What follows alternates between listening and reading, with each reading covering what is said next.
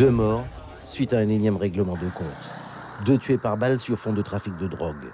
À la cité aux Lisettes, 2 jours après, les habitants sont partagés entre colère et impuissance. Christian vit ici depuis 40 ans, le bruit des armes à feu, son quotidien presque. Preuve, sa barrière porte encore les traces d'impact de balles.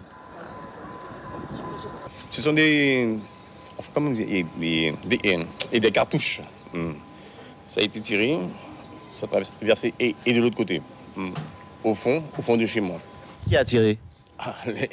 Ce jour-là, il y avait une bagarre générale. Il y avait même un blessé à terre. Couché à terre là.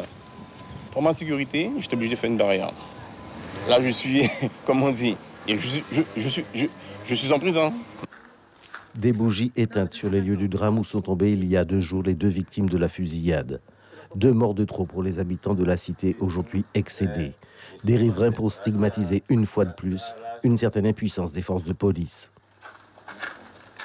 À chaque fois qu'il y a des sous-systèmes, on appelle la police, mais ils ne peuvent pas venir parce qu'ils sont en nombre insuffisant. Et je reconnais qu'effectivement, s'ils viennent, surtout que les gens, bien souvent, lors des sous-systèmes sont armés, ils peuvent recevoir une balle. Et comme la police n'a pas le droit de tirer, donc vous comprenez, ils ne viendront pas risquer leur vie. J'espère que la police essaie de faire quelque chose, mais ça ne vient pas de la police, ça vient de l'État. Comme on dit l'État. Si l'État prenait ses responsabilités, je pense que tout aurait été échangé avec l'aide de la police. Mais ce n'est pas eux, ils font leur travail. Des moyens policiers insuffisants dans un quartier à forte population immigrée. Qu'est-ce que la loi, l'État français peut faire avec ces gens? Que peut-on faire contre ces gens? C'est de les expulser, de les mettre ailleurs. Un double meurtre sur fond de trafic de stupéfiants, ce qui porte à 11 le nombre d'homicides en zone police depuis le début de l'année. 11 morts par balle du fait d'une violence dite sud-américaine et contre laquelle certains aujourd'hui proposent des mesures sud-américaines.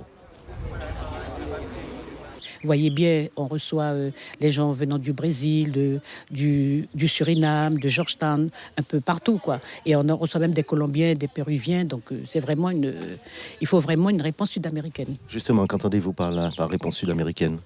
Que les forces de l'ordre puissent tirer sur les délinquants et que nous aussi, chez nous, nous soyons armés. Des propos et propositions extrêmes.